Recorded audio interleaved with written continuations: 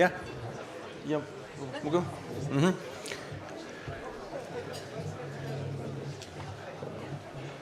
Please sit down. Kurt, please sit down.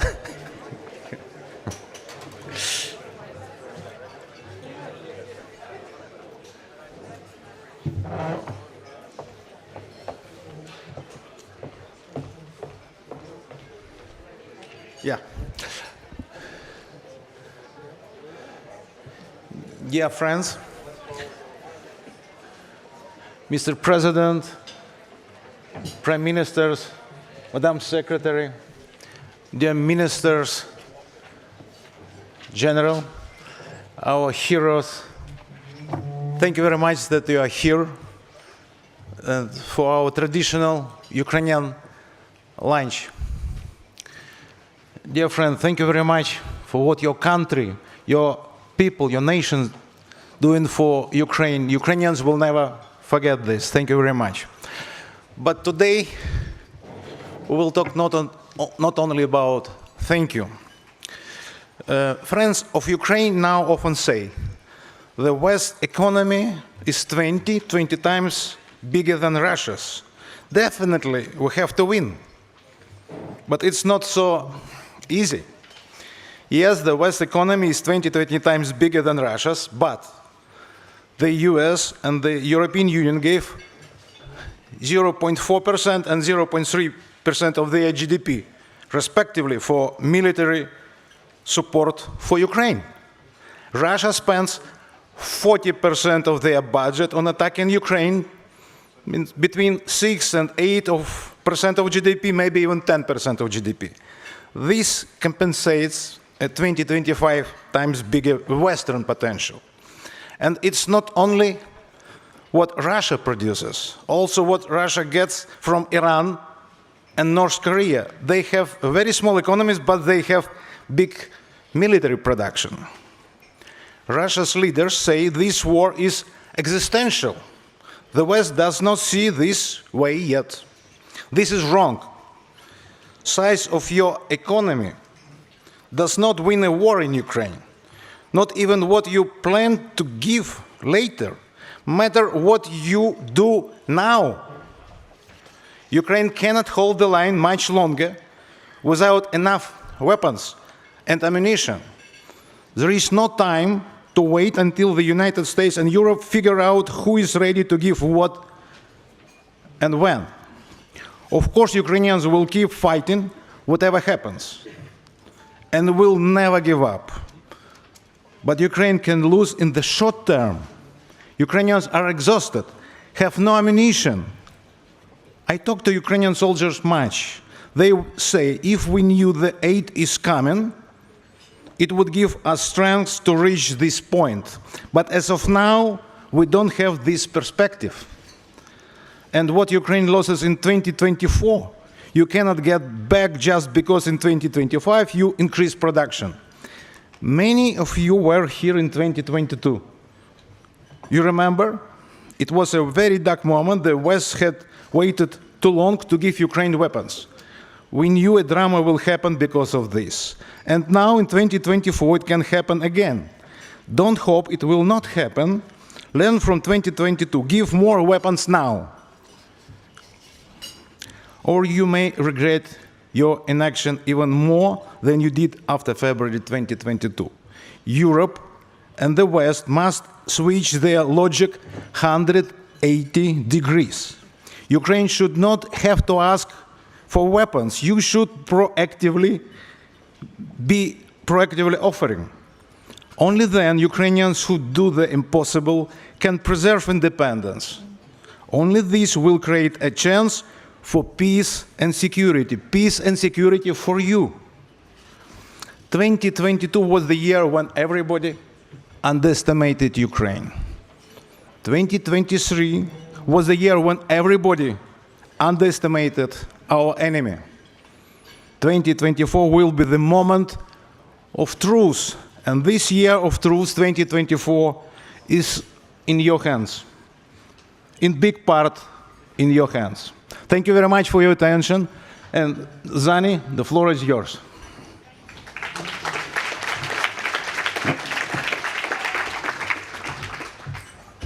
Thank you, Victor. I'm delighted to be back here again, moderating this lunch. It's now the third time I've had the honor of doing this. The first time was, as you say, Victor, just a few days before the full-scale invasion. The second time last year, there was, I think, an upbeat mood in this room, a mood that had huge expectations for the counteroffensive.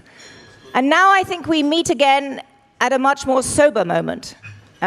This is the morning where the retreat from Avdiivka was announced. We are seeing an excruciating shortage of weapons in Ukraine. The US supplemental has not been passed.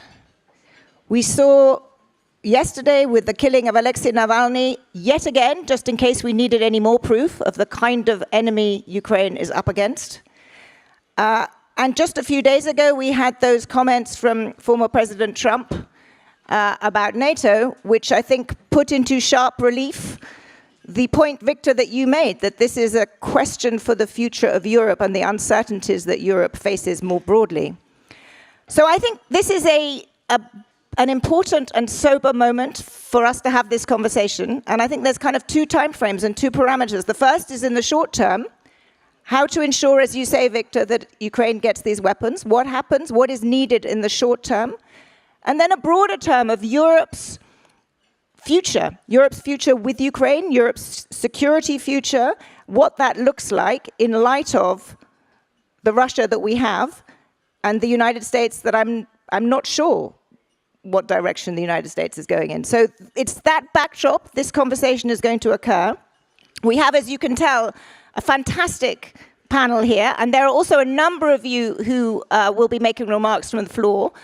Please keep your remarks brief, because there are about 25 people who would like to speak in the next hour and a half, and you can do the maths. So no speeches. But very, very briefly, Petr Pavel, President of the Czech Republic, Kaja Kallas, Prime Minister of Estonia, Alexander De Croo, Prime Minister of Belgium, Secretary Hillary Clinton, former Secretary of State, Mette Frederiksen, Prime Minister of Denmark, and of course, Nikolai Denkov, Prime Minister of Bulgaria. Thank you all for joining. It's testament to the just extraordinary importance of Ukraine, the sense of solidarity, and indeed, Victor, the importance of this lunch, that you have attracted such a panel. President Pavel, I'm going to start with you, because those of you who were here last year will remember that in a general mood of upbeat commentary, President Pavel was remarkably sober about what one should expect from a counteroffensive and what one should expect in terms of Ukraine's potential on the battlefield and more broadly. So I wanted to ask you first, how do you see things today? Are you as worried as many of us are, and what is the route forward? Thank you, and good afternoon to all of you. And I'm particularly pleased to see the uniforms of Ukrainian soldiers. You have my great respect. First, let me say that I am really not glad that I was right last year.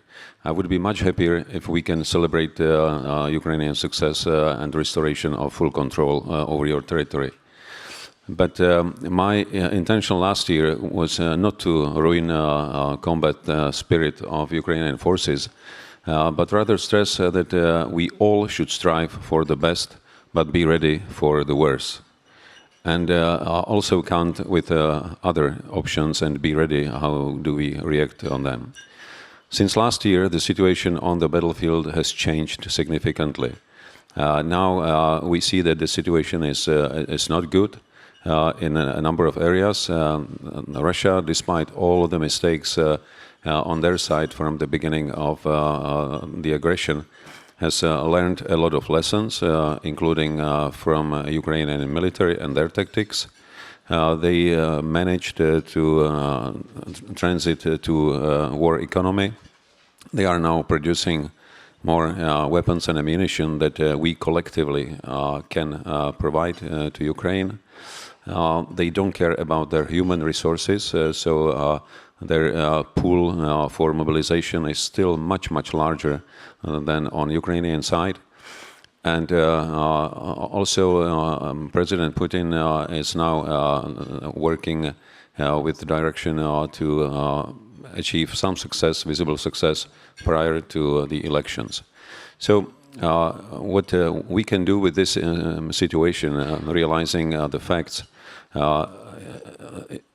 is to support Ukraine in deliveries of weapons and ammunition from all the sources available. And I think we should be as innovative, as flexible as our Ukrainian soldiers on the ground, and start looking for an equipment everywhere. And I would use an example of my own country, where we took an approach that we are looking for ammunition and equipment all around the world, and then work with our partners in NATO.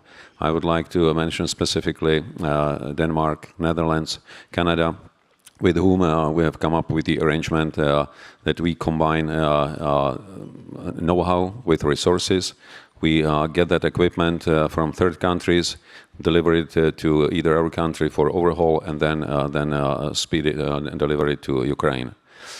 We have identified at this point 500,000 rounds of 155 caliber, another 300,000 rounds of 122 caliber, which we will be able to deliver within weeks if we find quickly funding for that activity. And we will address our partners from US, Germany, Sweden, and we look also around for whoever is able to contribute to this effort.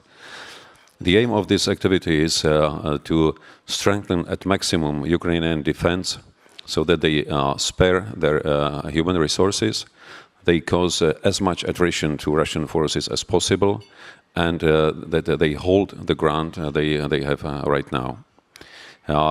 Not to allow Russia to develop any significant success. Because as we know, this war is as much about real war fighting on the battlefield as it is about psychological warfare. And President Putin desperately needs to interpret the activities of Russia in Ukraine as a success. We shouldn't leave him the space for it. First, allowing Ukraine to hold the territory, and second, to go on with our efforts to integrate Ukraine into both EU and NATO, stressing clearly that a temporary occupation of part of Ukrainian territory is not a stop for us on the way towards EU and NATO. That would not only give Ukraine clear indication that we mean it seriously, but it would also give a clear indication to President Putin that he will not succeed. Thank you. Just one quick follow-up on that, and the idea that you lay out. Do you think that this should be happening now, even before any decision has been made in the US about whether there will or will not be supplemental funding? And why isn't Europe doing what you're suggesting right now? I believe that Europe is doing a lot. It's not that European contribution is small or negligent.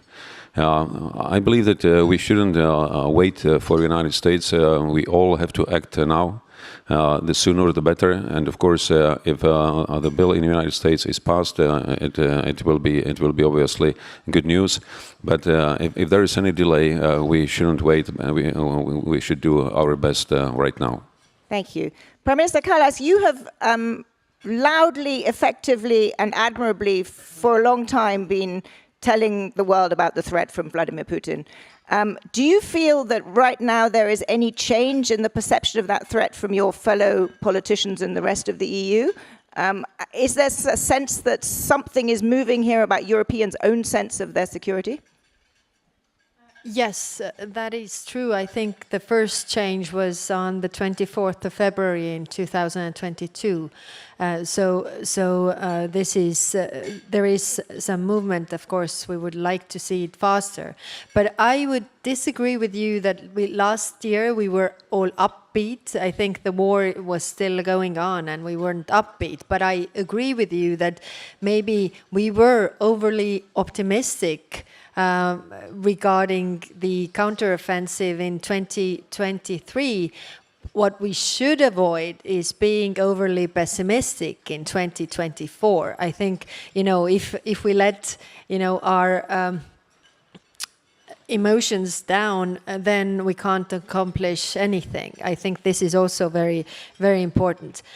So what have we done? I mean, we have ramped up still the defense expenditure, but we also have ramped up the defense production. I mean, I just met with one of the representatives of defense industry who said that we have increased ammunition production by 10 times. So there is movement. And of course, there are different, signals coming from different European countries about, factories being built and so that we could deliver what we promised to Ukraine and do it faster. I totally agree with President Zelensky, who just said that don't do something, do everything that is needed in order for Ukraine to defend itself. Because, as I said before, I mean, we have seen this before. I mean, let's not repeat the mistakes we did in history. I mean, history rhymes, but we also have the possibility to change that. Prime Minister Frederiksen, I was going to ask you a somewhat similar question, and I'm not going completely in order here. Is your sense that there is clearly a willingness within Europe and a sense, but I often hear we can't substitute for the Americans in the short term. We can't. We will step up, but there's a limit to what we can do. Do you share that? Do you think Europe is doing as much as it could be doing?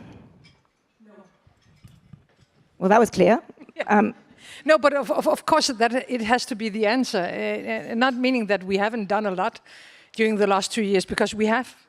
And we can be quite proud of our transatlantic community, because it has never been stronger than it is today.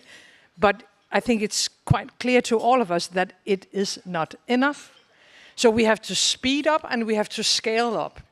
And no matter what will happen in the US, the conclusion has to be written already now. As Europeans, we have to be able to protect ourselves.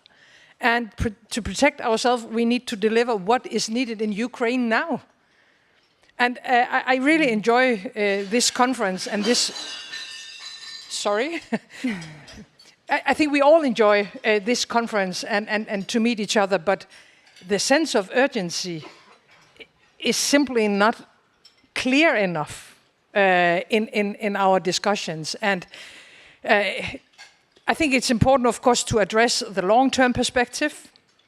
Totally agree with you, Kaya, on European production. I was here in Germany just a few days ago to open up an ammunition factory together with the German Chancellor, and we have to do much more. But if you ask the Ukrainians, they are asking us for ammunition now, artillery now. From the Danish side, we decided to donate our entire artillery. And I'm sorry to say, friends, there are still ammunition in stock in Europe. This is not only a question about production, because we have weapons, we have ammunitions, we have air defense that we don't have to use ourselves at the moment, that we should deliver to Ukraine. So, yes. So, as Kaya said, we need not to be pessimistic, because we have to solve this situation. But Russia do not want peace with us. They are destabilizing the Western world from many different angles. In the Arctic region, in Balkan, in Africa, with disinformation, with cyber attacks, with hybrid war, and obviously in Ukraine. So if they don't want peace, we have to be able, is in our transatlantic community. And our alliance is now 75 years old. It has been the strongest alliance the world have ever seen. But no matter what will happen in US, the responsibility for Europe has to be in Europe, and we have to do more. Prime Minister Denkov and Secretary Clinton, I am going to come to you, but I thought we'd have all the views, and you, Prime Minister, too, but we'd have all the views from Europe first. So the view from Bulgaria, you have, you know the Russians well. You are geographically and historically, you have a sense of this.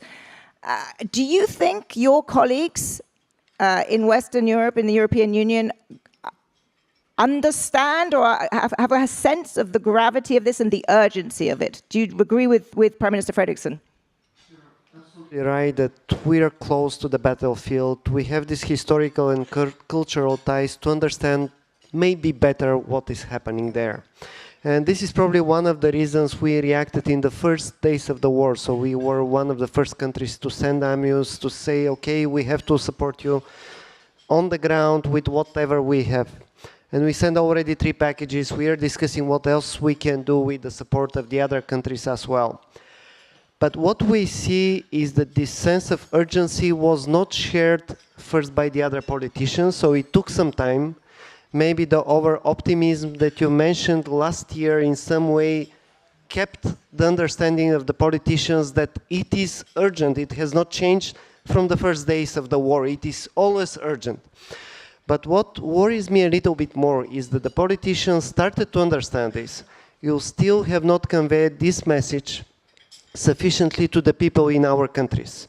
So this is one of the missions that I feel in my country, to explain to the people that this historical ties doesn't help us in this situation, because the danger is there and we have to open our eyes. We should not stay with widely closed eyes, just the opposite. We have to open the eyes of every citizen in Europe to understand that the life that we enjoy, the life that we want to be safe, can disappear as it happened many times in history. And then we can win the opinion of the people, and then they will support us. This is still missing today. And this one sense of urgency that I have. Thank you. Prime Minister De Croo, I want to ask you about frozen assets. But just first, before that, as Prime Minister Denkov said, do you think the sense is still amongst, let's take your own country, voters, that it is about helping Ukraine, or do they understand that it is about helping themselves? Well, if you see what happened to Alexei Navalny, I think it's quite clear who's in front of us. And unfortunately, his death is not a surprise, unfortunately. And we can only honor what he was fighting for. I mean, fighting for democracy, against corruption.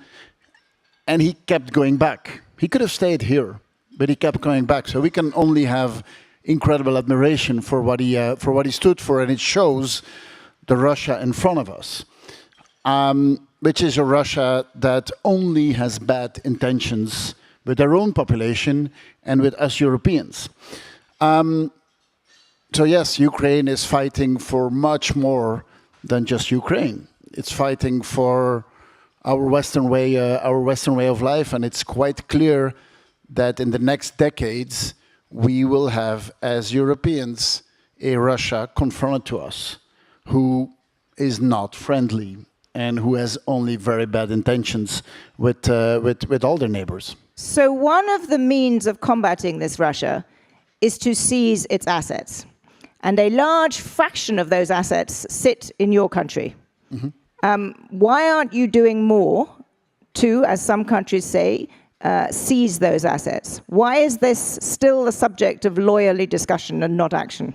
Well, first of all, there is one country that is going to pay for the reconstruction of Ukraine, and it is Russia, and only Russia. So Russia is going to pay for this. To do this, we'll have to do it on different tracks. One of them is the proceeds of those frozen assets. There, the European Commission has made a legal basis to use them, and we already use the taxation on the proceeds of that going to Ukraine. Then for the assets themselves, we need to build a legal basis that enables us to use or to leverage those hundreds of billions that are sitting there. The right level to do it is the G7. We are confident that finding a solution to leverage those assets, to quickly get access to the capital market, to bring the hundreds of billions to Ukraine, to reconstruct Ukraine, we're confident that it is possible to find a sound legal basis for it. We'll work together with the G7 to do it. But we Belgians cannot do it on our own. We will work together with the G7 to find a solution and to make sure that the billions can be used to reconstruct the ones who are suffering of the incredible aggression of Russia. Thank you. Prime Minister Kallas, very, very briefly, because I'm then going to open to the floor. Okay, you can't briefly. All right, well then I'd rather nothing than no briefly. We'll come back. Secretary Clinton, you have sat here listening to various European leaders talk about what they would do if the US didn't show up. I guess I have two simple questions for you. One is, will this supplemental be passed and will the US show up? And two, can we in Europe still rely on the US? Well, first, let me say I think Europe should do what the prime ministers have said they intend to do regardless of what happens from the US. I think it's in Europe's interest, it's in Ukraine's interest, and it is in the United States' interest for Europe to continue to increase its support, increase its defense spending, increase its cooperation in order to confront Russia and to be prepared for what happens in Ukraine and beyond. But I do think that the United States will finally pass the supplemental. It will probably not happen until March. There is, as you know, a minority of Republicans in the House who have been holding it up. If it gets a vote in the House, it will pass overwhelmingly on a bipartisan vote. So the challenge will be getting it to the floor, and there are a number of ways that can happen, but the new Speaker of the House recessed the House until February 28th, so there will be no official business until that date and after. It is also, I think, clear that the administration remains committed. About half of the Republicans in the Senate remain committed. So one way or another, we will see additional funding. But I want to make a broader point, because I think what you've heard from the prime ministers today is very historically important, and I want to underscore that. Part of it is a recognition of the threat to Ukraine being a threat to Europe, a threat to the transatlantic alliance. But part of it is also a recognition that there has to be a commitment by European nations and the EU to do more to defend themselves. And I would argue that if we look at Ukraine right now, we need to be looking at the battle space, the cyberspace, and the head space. The battle space needs, as Prime Minister Frederiksen said, more speed and scale. So finding those munitions wherever they can be found, stopping shipping to others in order to ship to Ukraine, looking for new production capacities, working with Ukraine to increase domestic capacity. All of that has to be done, and there also has to be a recognition that whatever reasons there were initially to withhold longer range artillery and more air support is no longer in any way relevant to the battle space and to the future of this conflict and what it means for all of us. So whatever hesitancy there was, I think reality should have overcome it. And we need to do much more quickly, and I certainly think that's true for the United States as well. And, you know, I see some people that I had the privilege of working with in the Obama administration, like former General Petraeus here. And I think part of our message has to be to our own government, get more creative, get much more in the pipeline more quickly. Because part of it is the delay between passing legislation and appropriation and actually getting things out the door. Cyberspace, there has begun to be a recognition that this is also a battlefield, and we need to be much more creative. The Ukrainians have been extraordinarily ingenious, but there needs to be much more help given to them. And the cyberspace is not just a military space, it is an influence space. And we see an extraordinary effort by the Russians, a successful effort, I believe, to influence minds, to affect political decision-making, to make it difficult for leaders in Bulgaria and elsewhere to really convince populations, because they're getting so many other messages through social media and other sources about what Russia is really doing and meaning that runs counter to the warnings and the threats that we should be communicating. So that leaves the headspace. And I think it's absolutely important to be realistic and maybe to go from being too optimistic to less optimistic, but not to in any way cede that headspace where we have to do a much better job of convincing ourselves, convincing our countries, our governments, that we have to stand with Ukraine and make sure that they do win. And it's going to be critical that we do that in a series of ways, including not just government actions and rhetoric, but also being smarter about the influence side of this ongoing conflict. You know, I'll just end by saying, you know, Russia has been a master of active measures for a very long time. Their propaganda was quite successful in recent years in a number of arenas, one of which I know very well. And I think it's important that we recognize we can't just assume that that is an area that they are going to dominate without giving them a fight. And we are not even in the same arena. They are influencing Africa, Asia, Latin America. Their message about what this war is about, who the aggressor is, what the consequences are, is going unanswered. And it's mostly being waged on social media. Finally, I just saw an analysis of what's on TikTok. And remember, TikTok is easily influenced by the Chinese government. So they may not be providing as much physical material, but they're certainly providing intellectual influence. If you look at and analyze content on TikTok, it is about a 50-to-1 ratio, pro-Russia versus anti-Ukraine. Where are we?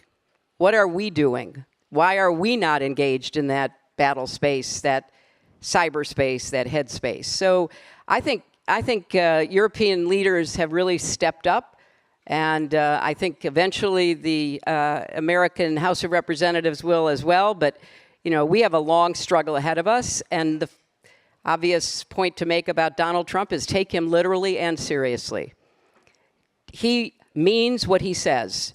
People did not take him literally and seriously in 2016. Now he is telling us what he intends to do. And people who try to wish it away, brush it away, are living in an alternative reality. He will do everything he can to become an absolute authoritarian leader if given the opportunity to do so.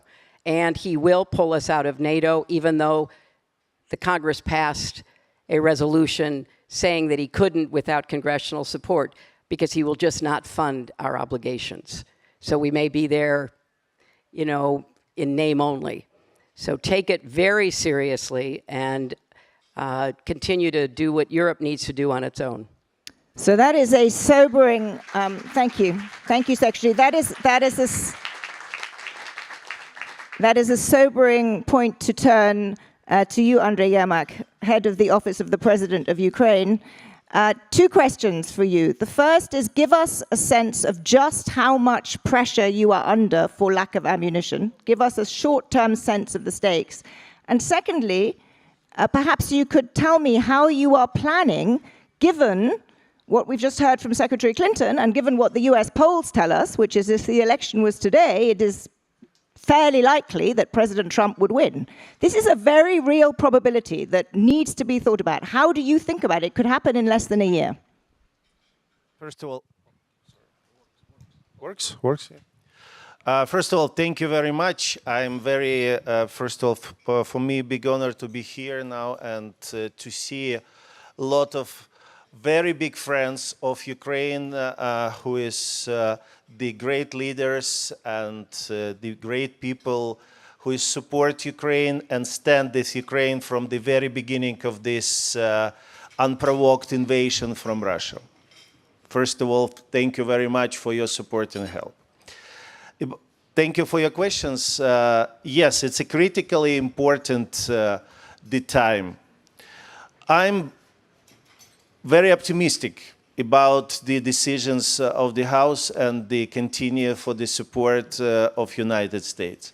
But time, it's very critical. And you can see what happened now in Avdiivka. You can see what happened in the all front line. Our heroes standed, our heroes fightings. But it's impossible to do without enough ammunition, enough weapons, enough air defense. And this is very important that everything will be in time. This is not the questions of some just political issue. It's the questions of our surviving. It's the questions of our future victory. But I want to give some optimistic and things because the reality is following. I want to ask you a little bit back 2 years ago to Munich. And I remember the feelings of the people who is listening our President Vladimir Zelensky here. First of all, a lot of people recommended to him to not come and look and listen him and probably not believe for 100% that it will be reality, that we not give to Putin to occupy all the Ukraines. We can show that we can not just defend our lands, but we already liberated about 50% what was occupied from 24th of the 2020. I think Ukraine nations show that we're able to win this war. It's time to not just talking about possible, not possible. It's time to help us to win. About your second questions, you know, very important. We know, because you know, the President Zelensky visited to Washington in the December of the last year. Before it was visit of together with our speaker and first deputy prime minister. We back the feelings of the very strong bipartisan support. And what is very much important, that we feel how supported by the American people. Because American people clearly understand that for what Williams we are fighting. And yesterday tragedy, the murder of the Alexei Navalny, maybe to open the eyes just for some skeptical people in the world, what is it Russia today? Who is Putin? And it's impossible, you know, I will listen, especially during the meetings of the national security advisors of the peaceful formula of the President Zelensky, we are listening, especially from global South country, why you're not sitting to the table with Russia, why you not negotiate? I think what happened yesterday, what happened 2 years ago, maybe it's enough to think that with Russia, with Putin, it's possible to negotiate and to trust them. And I hope, I believe that this support of American people will be push some politics who is maybe hesitate and not understand that this aid for us it's very urgent and this is a very critical. Thank you. Maybe, except that it is worth remembering what Secretary Clinton said, that Donald Trump should be taken seriously. And he has said that he would make peace in 24 hours, which everyone assumes, I think rightly, is peace at your expense. Do you not? You must be thinking about this. So how do you? This is not a tiny negligible prospect. I'd like to repeat the great answer to the practically same questions which our president received today in the morning. And he answered that if Donald Trump decided to come to Ukraine, I'm ready to go with him to the front line. And he personally see what happened, and maybe it's will give to him the real understanding, because I absolutely sure the people who is personally, and many of the leaders personally not one time visited to Ukraine during these 2 years. I don't know a person who personally visited and go to Kharkiv, go to Bucha, go to Odessa, back to the home, and not be sure for 100% what it's necessary to support Ukraine, what it's possible to believe that Ukrainians able to win this war. Thank you. Thank you. Can I now turn to General Petraeus, to you? You spoke, I remember it vividly 2 years ago on this panel, and you said the question you had was, would Ukrainians fight? And that question has been very powerfully answered. Now, could you give us your assessment of what is at stake in the short term in terms of the weaponry crunch? What can be done if the supplemental is not passed? How pessimistic, optimistic are you on the battlefield in the next few months? Well, thanks very much, and thanks, Victor, as always, for pulling us all together for the crucial issue of the day, frankly. And Madam Secretary, thanks for such a powerful statement, really on behalf of the country and really on behalf of reality. You can see, by the way, why I was so privileged to have her as a great supporter at the Situation Room table when I was in uniform and then at the CIA.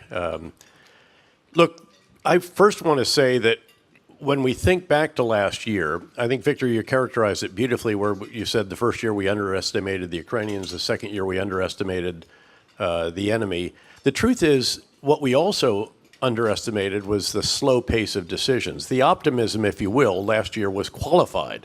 It was based on expectations that the U.S. decision on tanks, on longer-range precision munitions, on improved conventional munitions, cluster munitions, on Western aircraft. All of these were, many more, by the way, were delayed far, far too long, MLRS at the beginning and so on. And it wasn't just that, again, there was an underestimation of the formidable Russian defenses and so forth. It was that we didn't put in the hands of the Ukrainian soldiers what they really needed at the time that they most needed it. And we lost an opportunity as a result of that. So, Madam Secretary, when you say, again, we should learn from this, there should not be this hesitation, this almost self-deterrence that we have experienced over the years. This is a really important moment. Look, if this doesn't come through, I just did a piece for Foreign Policy, actually, and they asked me, what do you see for what lies ahead in Ukraine? And the title of the piece is, It Depends. It depends, most importantly, obviously, on how quickly and how much the U.S. provides to Ukraine. That is what hangs over all of this. It depends on how the European leaders in their countries do what has been described up here. My old military colleague, now president, I think captured that beautifully. It also depends, frankly, though, Andrei, on the ability of Ukraine to generate additional forces. We all know in the Rada there's a very, very difficult decision that has to be taken on whether or not this conscription age will be lowered, how you'll be able to generate forces, and, of course, keeping in mind that the enemy has 3 times the population of Ukraine and an economy that's probably 10 times. So, and we can list a number of others. It depends on the pace of technology acquisition, not just what we give Ukraine, but what Ukraine does. By the way, we should not overlook the enormous success of the past 6 or 8 months that has taken place in the Black Sea. Who's achieved that? The Ukrainians did this. It is their maritime drones that have done this. The port of Sevastopol in occupied Crimea has had a Russian Black Sea fleet for centuries. The bulk of it is no longer there. It's been forced to withdraw by what the Ukrainians have done there and then also what they've done at sea. Some of the stuff at sea has been helped by countries providing longer range anti-ship missiles and so forth, but a lot of it is, again, produced by Ukraine. So that's another huge factor. And when you said, Madam Secretary, we should be providing to Ukraine everything we can in that regard to help them with the incredible engineering, IT skills, weapons manufacturing, and so forth, that's another crucial element. So I think, you know, I used to be asked when I was commanding the surge in Iraq, are you an optimist or a pessimist? And I would say I'm neither. I am a realist, and the reality is that it's all hard all the time, but hard is not hopeless. And I think that actually characterizes the situation right now, but it depends. Thank you. I have a long list of eminent Western politicians who would like to speak, and you will all get to speak, but I think at this moment I would like to hear some Ukrainian heroes speak. And I'd like to hear from you what it is that you need and the urgency with which you need it. And maybe we could start with Alexander Batalov, who is a gunner medic from the Ukrainian Armed Forces. Is he here? Oh, you need to put your headsets on for this.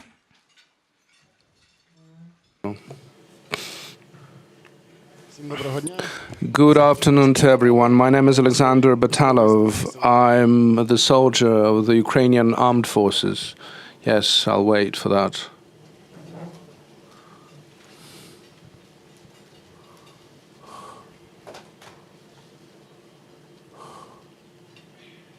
Go ahead.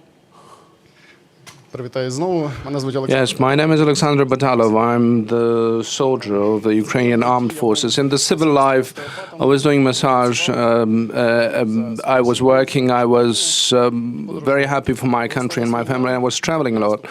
When the war came, I joined the armed forces, and until now, I'm in the army and I'm fighting and defending our country a bit on a different front now. I received trauma in Bakhmut. We were trying to clean up the little forest where our enemy was. During that assault, we were covered by the Russian enemy artillery, and I was wounded. 6.5 hours I was on the battlefield, but they couldn't evacuate me because the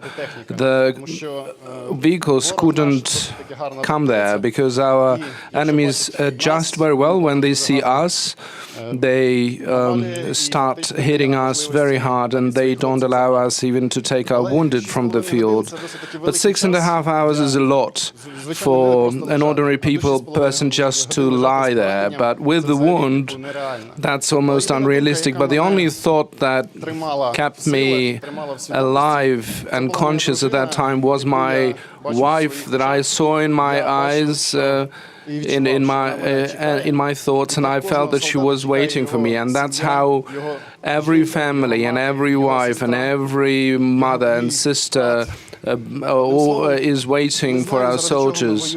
So we know what we are fighting for. We are fighting for the freedom of our country, for the freedom of our wives, brothers and sisters and children, for us to be free, breathe freely, walk freely like we do here in Munich. We were walking here on the streets a little bit, and we want to bring this spirit of freedom back. When you don't think about the air raid alerts and that you have to go to the shelter because something can fly in. So because of your support, because of your weaponry, we'll be able to do it faster.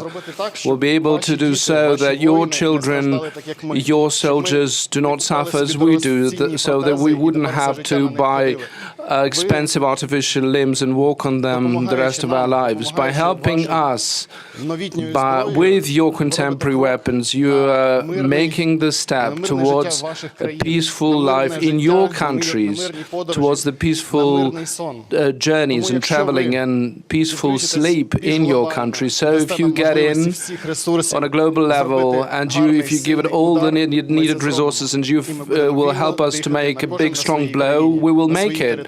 And you will be breathing freely in our respective territories. Slava Ukraini. Thank you. Thank you. Thank you very much. Could we now also hear from Chleb Stryjko, the head of the Veterans Hub in Kiev? Good afternoon. My name is Gleb. My last name is Trishko. I'm the Marine. Right now, I'm also a veteran. It has happened so when the war started in my country in 2014, I was back at school. I was graduating from grade 11. At that time, was simply actively participating in the revolution of dignity in Maidan. And for me, this was something unfathomable. And when the annexation of Crimea started in February, then anti-terrorist organization started. My elder brother, who was a soldier, he went to the front line.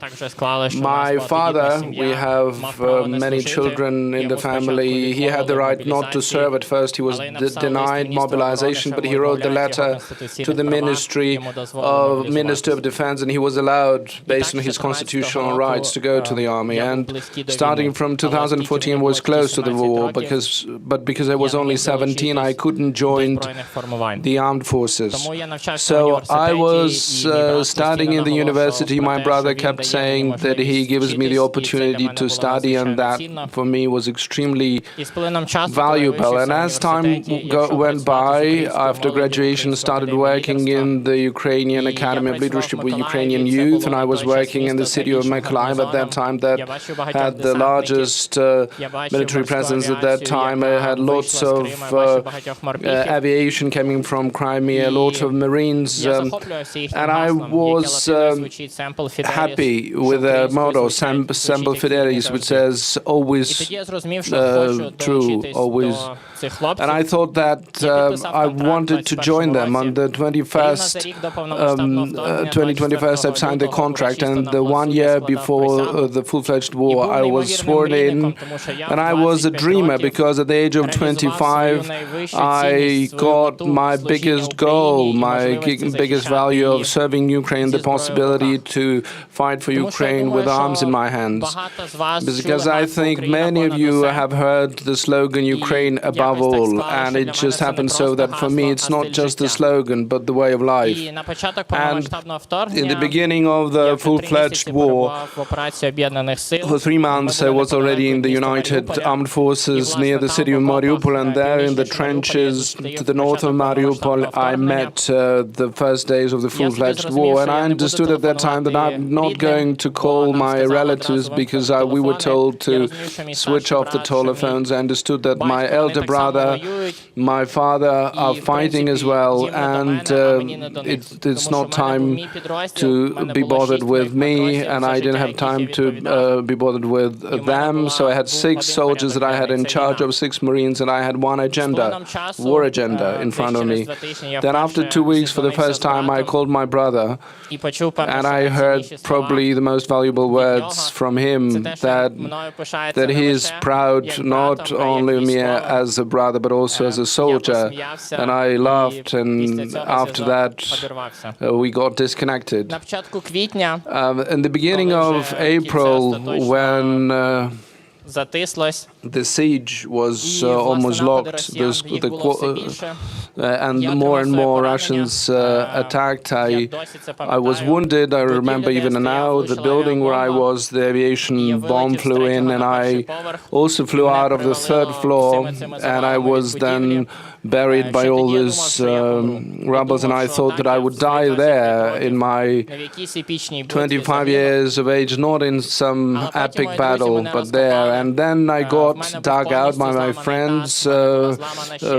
My pelvis was completely destroyed, my jaw was broken, my nose was broken, my ballistic eyes were glued into my eyes. I didn't see anything, only the helmet saved my head because it's cracked.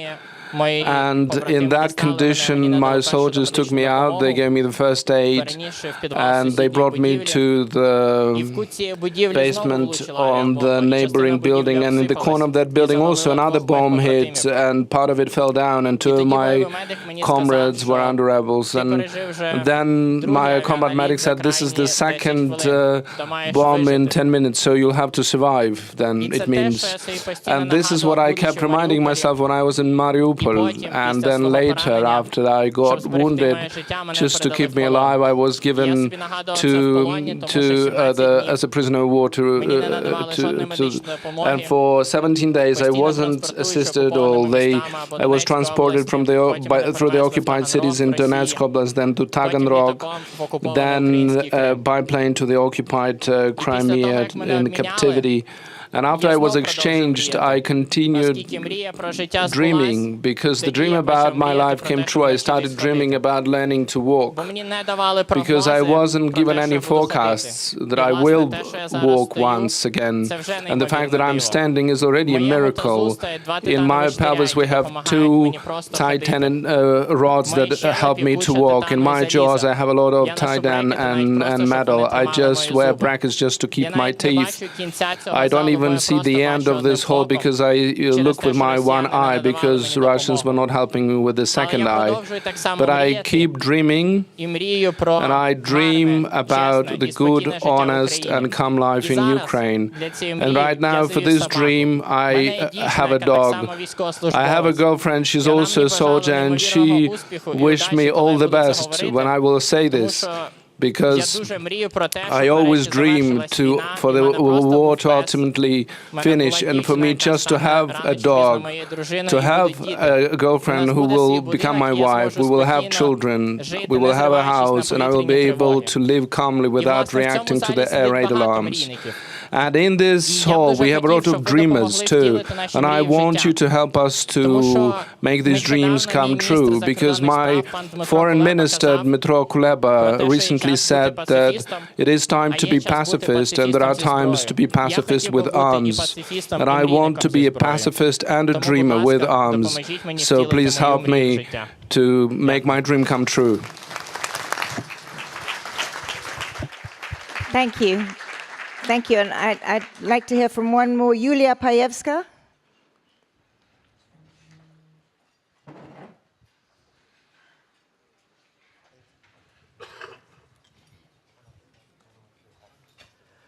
Я буду говорити українською. I will speak Моя Ukrainian. англійська недостатньо досконала для того, My English is not perfect enough, so I would not want to torture you. Тут про собаку Гліб казав. Glib told about his dog. Сама собі собаку. Я розумію. I think of myself as a dog often. I understand everything, but I can say very limited Насправді ми тут всі, кого ви бачите в цій залі, в цій Everyone уніформі, you see пси війни. in this room, we are the dogs of war. You see us in uniform as dogs of war. Присвятили саме These recent цій years справі. we dedicated to defend our Мої land. побратими зараз My brothers вийшли in з arms Авдіївки. are moving out of Дехто з них Avdiivka лишився там right now, назавжди. but some Як are left і there forever. багато моїх побратимів, Many, моїх близьких many друзів. brothers За and ці 10 sisters років in arms війни, over these що я 10 years пройшла. of war that I've been fighting. Мій шлях почався на Майдані. Я є медик Майдану. I started at Maidan. I'm a Потім medic at я Maidan. викладала тактичну Then I was медицину, і потім я teaching лишилась tactical на фронті medicine, через and I те, що stayed at the зрозуміла, front що because саме I там understood потрібна that's where допомога найбільше. I need to provide І з my тих best пір help. до And then полону в since Маріуполі that time, until I was captured in Mariupol, я є засновник I was at the front. добровольчого евакуаційного медичного I підрозділу started Ангели Тайри. Також я є молодший сержант, командир battalion of евакуаційного medics, відділення Angels 61-го госпіталю Tyre. міста Маріуполь. I also was Наразі окупована the Росіянами. chief medic at Під час Mariupol блокади я military hospital перебувала that is в now Маріуполі. occupied Я by бачила весь цей жах. Russians. I Я was бачила, there як півмільйона when місто Mariupol зруйнували was на sieged. 90%. I saw this бачила, як city, ховали formerly немовлят. home to Прямо у 500,000, домівок. Так, щоб мати могла destroyed через розбите by вікно 90%. бачити цю I могилу. see Просто high уявіть rises собі. with graves of children in the courtyards, mothers burying their babies. У мене Imagine. на руках вмирали діти. Цивільні. I had children die in my hands, Старі. civilians, elderly. Я не знаю, як можна це простити. I don't know how you can forgive that. Тисячі солдатів за ці роки пройшли через мої руки. Thousands of soldiers have gone through my hands. Thousands of Ці civilians. потоки крові, Streams of blood. ці ріки страждань. The rivers of suffering. Я можу тільки намагатись передати вам те, що я відчуваю. I can only try to explain things that I feel, but words do not help. Ми тут пси війни, ми давали присягу і служимо. We're the dogs of war. We made commitment to our people. We swore the oath and we fight. This is a great honor. Only at war I understood what is the highest value. Це присвятити своє життя. To give up your life, to dedicate your life to something that you love the most. I love my nation. Я молюсь, щоб жоден з вас, щоб ваші діти I pray that none of you and that your children would not be forced to defend your own land. через те, що росіяни вирішать, що вони мають Just на це because право. Russians would decide that they have right to your Було в land. полоні 3 місяці. I was in captivity for 3 months.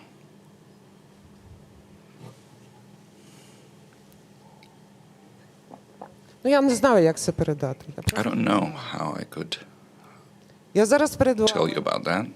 майже 2 роки. I'm here before you. It's 2 years, almost 2 years since my captivity. I had 6 surgeries after the captivity. 3 з них дуже серйозні. 3 very serious, 3 just normal ones. I will survive.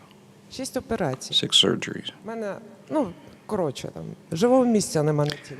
Але There is я not про тих, хто зараз uninjured в полоні. point in my body, okay?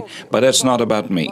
It's about those who remain in captivity for 2 years, being tortured every day, День б'ють. being beaten Над ким every day. знущаються. І я навіть не знаю, що That гірше. humiliation, I don't know what torture is worse, physical or psychological. Боже збав God forbid опинитись вам на цьому місці. for you to experience that.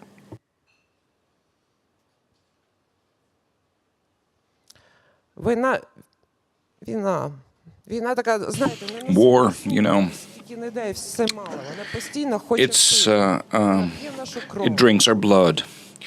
It's Нашу кров. never satisfied with our blood.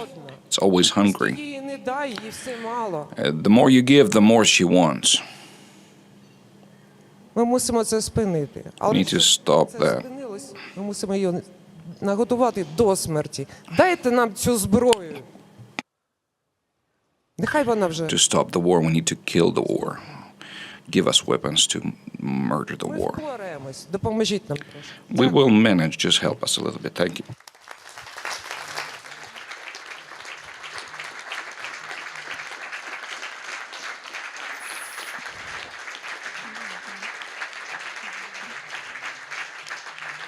Thank you.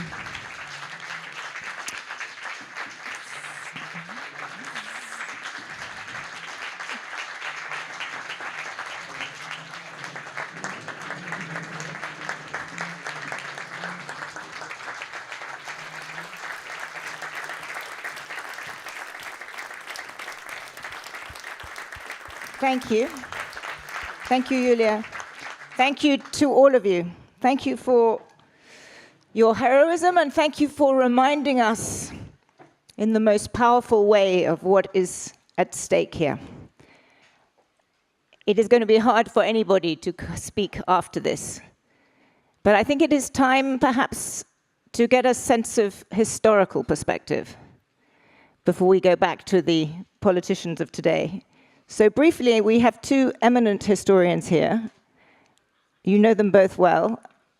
Maybe Timothy Snyder, I could start with you, and you could try and give us some context to make sense of just what we've heard and where you see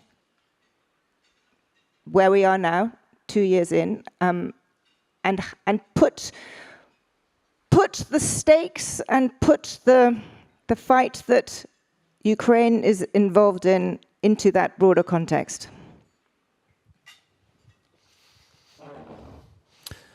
I'll try.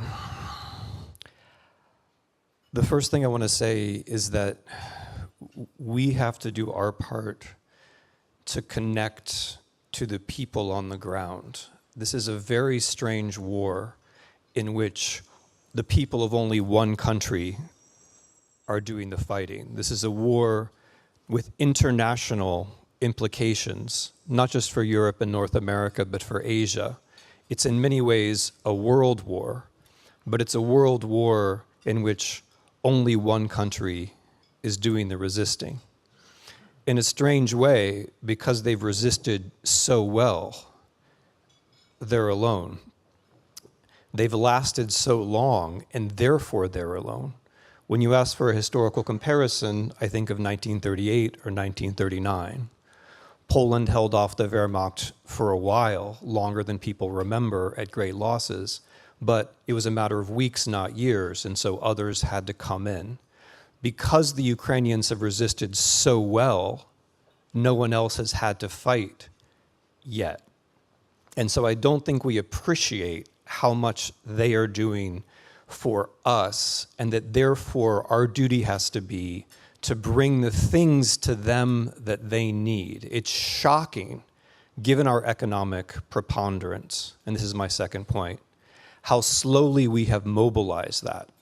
It's a mistake of the 21st century to think that economic preponderance automatically leads to some kind of victory.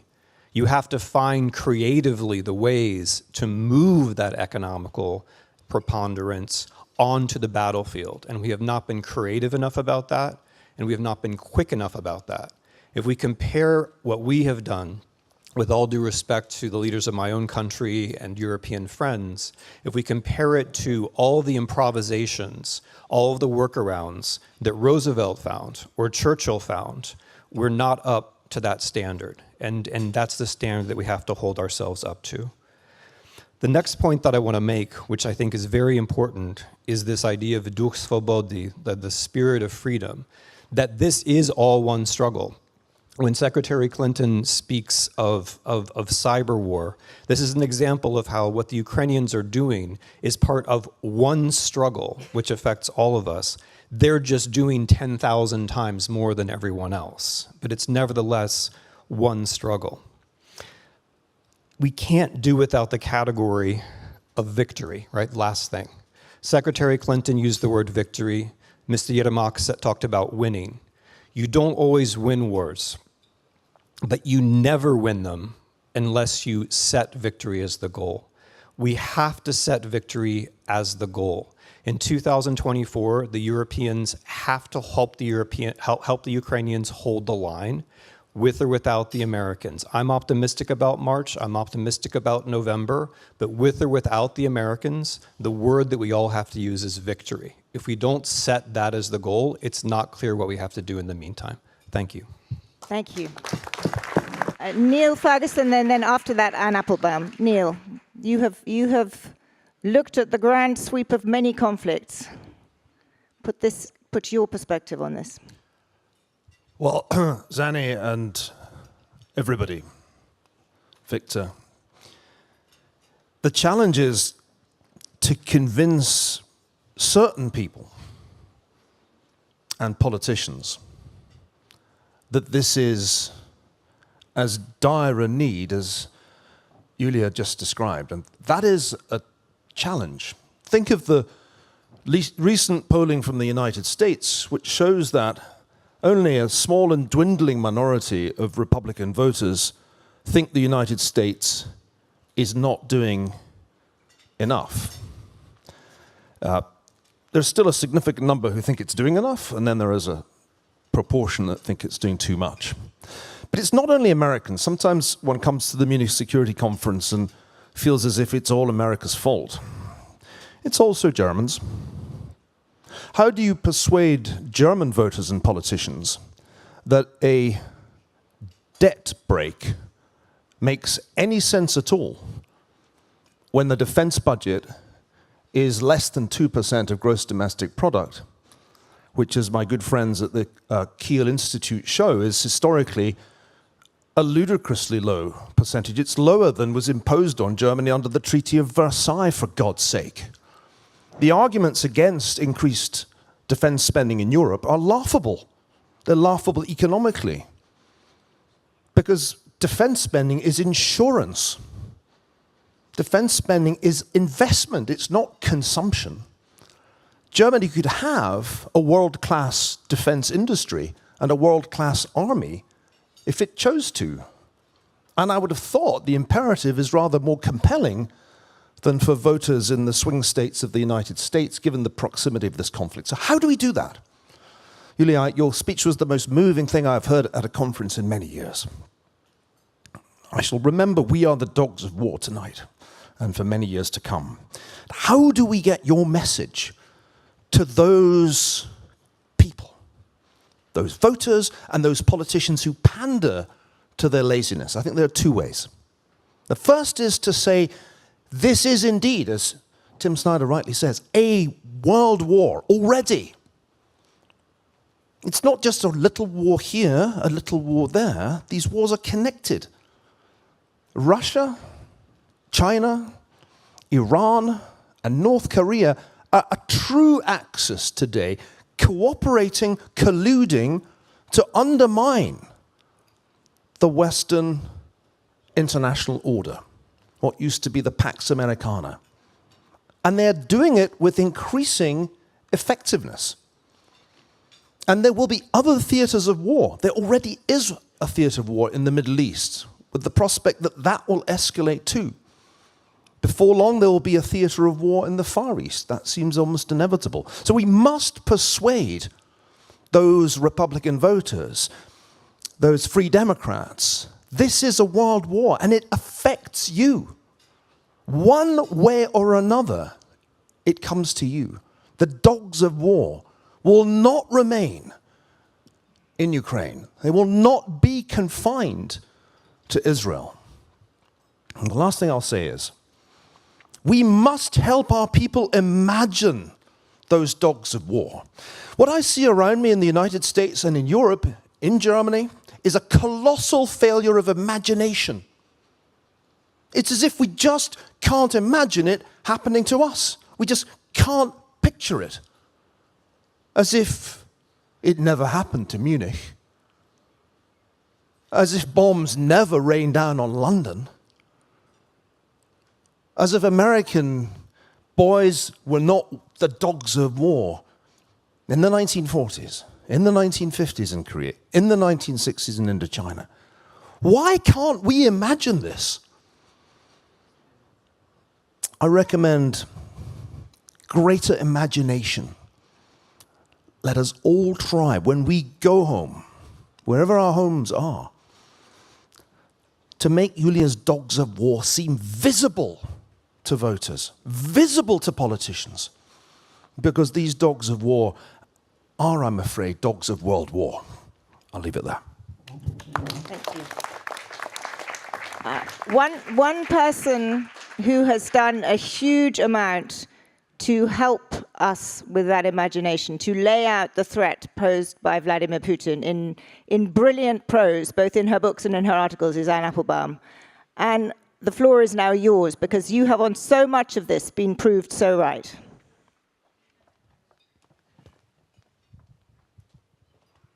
Thank you so much, and let me just first say that I wish I wasn't right. So thanks for that. Let me make 2 points. One is to echo what Neil just said and what others have said, that it's incorrect right now to think of what we're doing now as fighting a Cold War. You know, there isn't one bloc on one side and one bloc on the other side. What we are fighting is a connected group of autocracies who cooperate when it suits them, not always, who have not necessarily anything in common ideologically. So nationalist Russia and communist China and Bolivarian Venezuela and, you know, and Cuba and Iran, theocratic Iran, would not agree about many things. The one thing they agree about is that they don't like us. They don't like the people in this room. They don't like liberal democracies. They don't like the rule of law that President Zelensky spoke about this morning. This is what they need to destroy. They need to destroy it firstly in their own countries. So you saw the death of Alexei Navalny is one of many, one of many crimes that the Russian president has committed to stay in power. And increasingly, they don't like it anywhere else because the existence of Navalny's people and Navalny's friends and Navalny's organizations and people who've been influenced by Navalny in other countries can be beamed back into Russia. So they now understand their concept of the world war is that they are fighting the same set of ideas at home and abroad. Sometimes it's an ideological conflict, as I just almost said President Clinton. Excuse me, the person who should have been President Clinton. As Secretary Clinton has just said, sometimes they fight ideologically, sometimes they fight economically, sometimes they fight militarily. But it's the same kind of fight. So that's the first point. The second point is we need to be thinking in the same way. Look, this war is over when Russia leaves. And it doesn't really matter how Russia leaves or why they leave. They leave because they lose on the battlefield. They leave because their economy has crashed. They leave because we've shut down their electricity grid. I'm just making that up, but and we are not being sufficiently creative about thinking about fighting them in all the different ways that they fight us. So cyber, information, sanctions. In a way, sanctions. We've sanctioned lots of things, but we've pursued very few of those sanctions. We haven't tracked down the trucks that go across the Polish or Lithuanian border into Russia, supposedly going to Kazakhstan. We still aren't treating this war against Russia as if it were our war. If it were our war, it wouldn't be 6 guys at the Treasury in the United States who are running the sanctions policy. It would be a team of 1,000 people at the Pentagon. So that's the way we need to think, and that's how we can win. Thank you. Thank you. So you've heard now from all of the recent speakers about the failure of imagination and the failure of a sense of scale that, in Anne's words, this is our war. I wanted now to turn, in the last few minutes, we have 3 foreign ministers here, and then I'm going to come back to the panel. But firstly, Foreign Minister Tobias Billström, where are you, the Minister of Foreign Affairs of Sweden? What are you going to do to answer the challenge that our eminent historians have just laid out? Well, thank you very much for raising the bar so high, but I hardly could jump over it in those few minutes that have been allowed to me. I will just start by saying thank you to all the ones who have taken the floor before me, most notably the people from Ukraine, who we follow your struggle every day. I would just like to say very briefly the following. As everybody has said, the ramifications of Russia's war on Ukraine, well, they reverberate globally. They impact economies, trade, the livelihoods of millions, and also the exacerbating food insecurity, which is also something we should talk about. And I think that when we look at this, with every passing day, Russia's atrocities and destruction of Ukraine continues. And the Kremlin consistently, as have been said by many, is trying to gain the upper hand through its larger population, its industrial capacity, its disregard for human suffering. And this strategy could succeed, as many have said and talked about, if the Western support were to decrease. So our response must continue to be strong, determined, making sure that the Russian defeat is the only possible endgame in this. And together with our transatlantic partners, NATO, the global allies, we have stood united in our support for Ukraine, and this unity is the key to help Ukraine beat back the aggressor. Now, I'm not going to go through all the things I have been given by my excellent staff. I'm just going to be very brief about this. We are joining NATO. Sweden is doing that, hopefully in just a few weeks' time. We're making the largest shift, the greatest shift for 200 years, leaving behind the history of being a non-military aligned country. And we're doing this exactly for the reason, Neil, which you are talking about, namely that we understand what could happen if we don't increase our security and our safety. And what's going on in Ukraine is a clear message to all of us that we need to take security firsthand. We have to put it above all other priorities. And that means doing all that the panel spoke about, increasing the production of ammunition, but more importantly, giving Ukraine what we already have. That is the most important thing at hand right now, and that is a call to all of us in this room. Thank you. Thank you. Espen Eide, Foreign Minister of Norway, very briefly. He's right there. We need a microphone for the... it's behind. It's on your left. Sir. All right. Thank you. I'll be very quick because I know we're almost out of time. But first, thank you to all the speakers, and particularly my tribute to all the Ukrainians here. It's your cause, but it's also our cause. And we have been communicating very consistently that your battle is our battle, and your victory is our victory. And if there wasn't a victory, it's also our very strategic, severe problem, which is why we want you to succeed. What Norway has done is to come up early with one of the largest long-term program, the Nansen program, and I'm very happy to see that this is now being, it influenced also other countries. Denmark is doing something very similar. The EU now come up with a long-term plan, and I think what was particularly important is not only that it's a lot of money, that is flexible, and that is military and civilian, but the fact that it has been adapted for 5 years. So Ukraine knows that this will continue, come what may. And I think it's important to understand the importance today of this long-term commitment. But we also have learned on the way that we need to do better today, and none of us are doing enough. And I think I just want to add my voice to all those saying that we have to ramp up artillery production. We have to recognize that although Ukraine now has better equipment, better weapon, better intelligence support, and much higher morale, Russia has an advantage of volume. So more people, worse training, but more people, not so advanced equipment, but more of it, and we need to do something to compensate of that right now. And this is very much a message coming out of this meeting, that the practical thing we have to do is to be able to produce more weapons, more munitions simultaneously, because so far, if you add another billion and say, please get me ammunition, they will put it after the current production in the production train, and that has to be changed. So that's my message number one.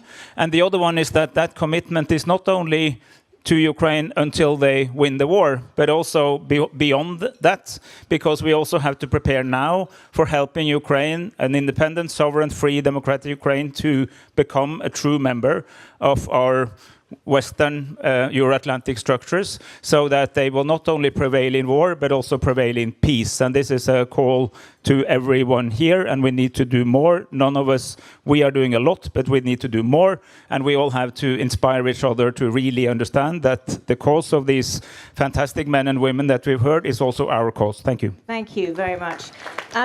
The last word before I go back to the panel, Radek Sikorski, you also have loudly made the case for a long time. You have warned of the dangers of Vladimir Putin. You have been to the front many times. You are now foreign minister. Give us a sense of how you would respond to Neil Ferguson's challenge that, we just haven't had the imagination yet. What needs to happen? What concretely, and then I'm going to come back to leave a challenge here for your heads of state and leaders. What do you want to see concretely now to really change things?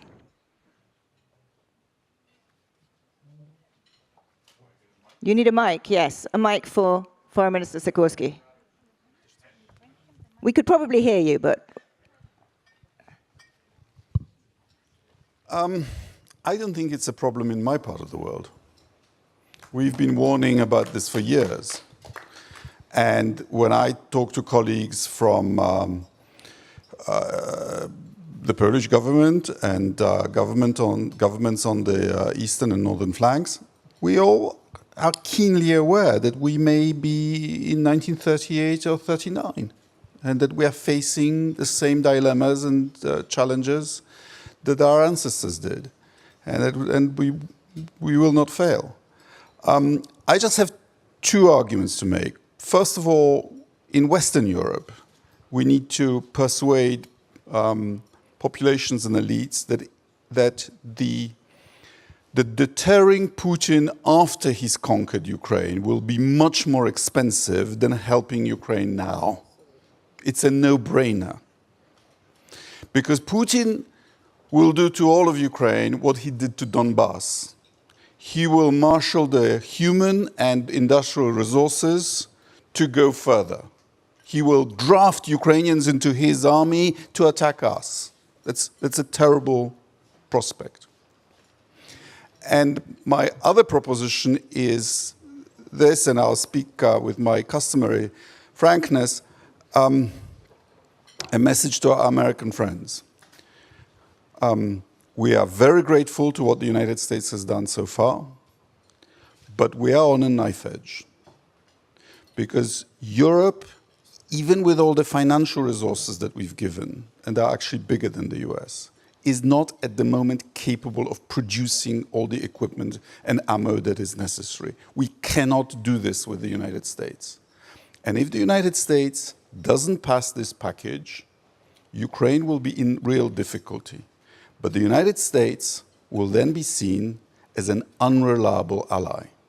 In other words, they encourage you to fight, and then, because of some parochial concerns of somebody you previously never heard of, they don't come through. That will have consequences for America's alliances all around the world. Countries will start hedging. And this will affect American interests in ways that you can't even predict. And therefore, I think it's really, really important for the US to pass this package. Thank you. Thank you. One person who put this very starkly just recently was Troels Lund Poulsen, the acting Minister of Defense of Denmark. Where are you, Minister? And you said, and I'm going to quote you, "It cannot be ruled out that within a 3 to 5 year period, Russia will test Article 5. That was not the assessment of 2023. So I would like to acknowledge the clarity with which you said that. And I'm now going to turn, if you don't mind, to the panel, because we're massively running out of time. But that challenge that the Defense Minister laid out, the challenge that Foreign Minister Sikorski has given, you've heard a remarkably moving set of testimonies from our Ukrainian heroes. What do you take away from this? You were very sober last year. I mean, what more? And you said concrete things that needed to be done. Just leave us with what you're going to take away from this and what you're going to push your fellow European heads of state to do. Very short, because all important has been already said. We heard a number of moving stories of Ukrainian soldiers, and every day of delay will increase the number of these stories, including those who will lose their beloved.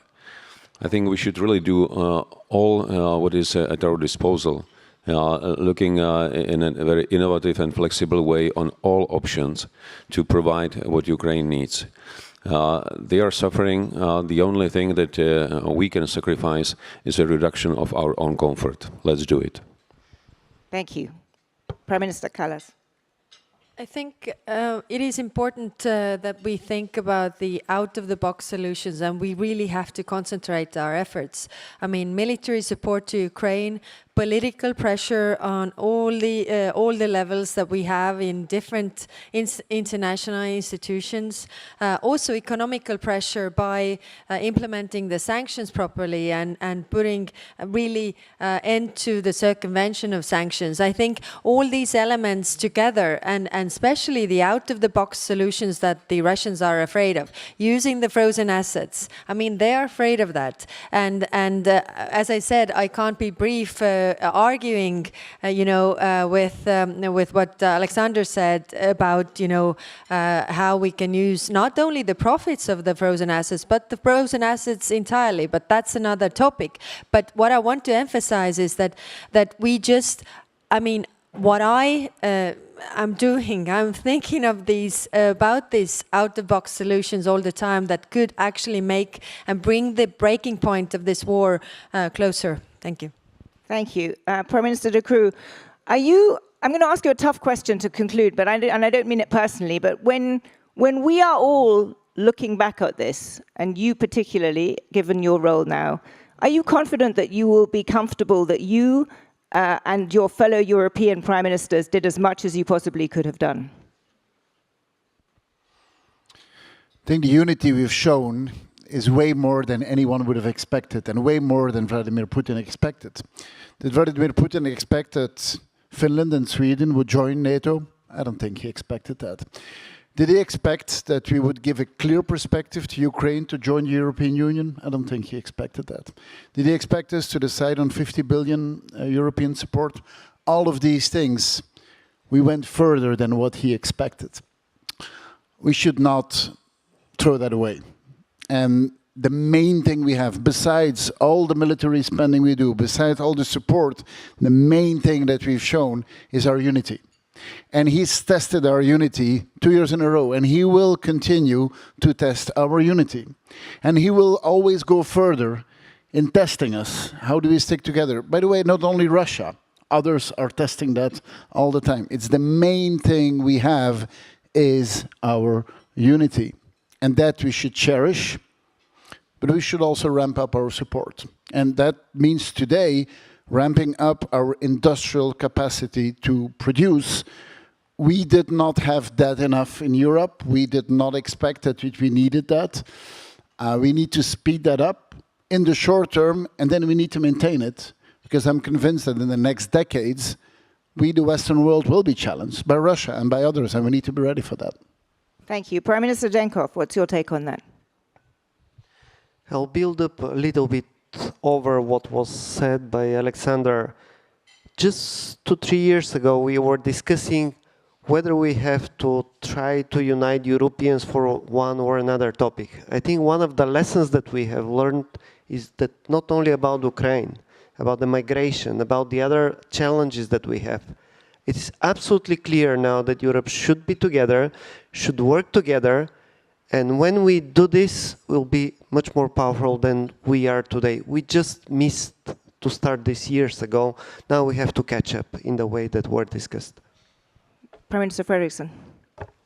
Well, unfortunately, in a week from now, we have a 2-year anniversary on the war in Europe, which means that we have 1 week to take the next decisions. And we could decide to ensure that on Saturday, when war has been going on for 2 years, that Ukraine will receive more deliveries. Concrete deliveries on the ground. I will repeat, ammunition. We need to get more in our coalition on the F-16 fighters. We need artillery directly to Ukraine. We need more drones. We need long-ranging missiles and so on. And when I look at Europe during the COVID-19, we were able, together with the Americans, to produce a vaccine in a year instead of what it normally takes 8 to 10 years. So I would really like to underline that on Saturday there should be new deliveries, new donations, very, very clear military equipment to Ukraine instead of more words. Words will not solve this situation. And then secondly, production capacity. All over Europe, we have some very good examples, for example, with Czech Republic, where we join efforts. I think it needs to be the next step. And then finally, I think the only thing Putin really respects is military force and our willingness to protect us. So Ukraine has to be promised that they belong to the European family when it comes to the European Union and the transatlantic alliance. So on a short-term perspective, give them what they need, and after that, ensure Ukraine by welcoming them to the European Union and to NATO. Thank you. Secretary Clinton. So Prime Minister Frederiksen made it very clear. More weapons, welcome them to the European Union. That's a European Union issue. Welcome them to NATO is a US issue. Will that happen? And when our children reflect on this, our grandchildren, will the United States have been there when it counted, or will it be, as Neil Ferguson said, an unreliable ally? Well, I don't think any of us could have listened to the 3 Ukrainian soldiers who shared their experiences with us without really understanding we are in an existential crisis. I hate that when people use the word and they talk about not having the right dress to wear. I mean, this is a really serious, historic challenge that we will either rise to meet or we will fail.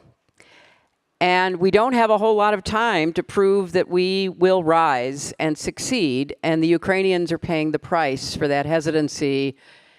And so I think if we will be much more focused on resolving all of these issues that we have talked about for 2 years.